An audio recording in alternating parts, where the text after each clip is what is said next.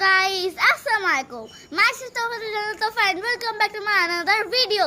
তো আজকে আমরা আমার ফুপির বাড়িতে এসেছি, আমার আম্মুর ফুপির বাসায়।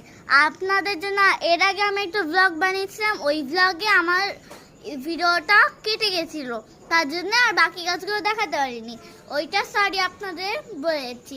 তো আজকে আপনাদের আবার আরেকবার দেখাচ্ছি যেই গাছগুলো আপনাদের দেখানো হয়নি।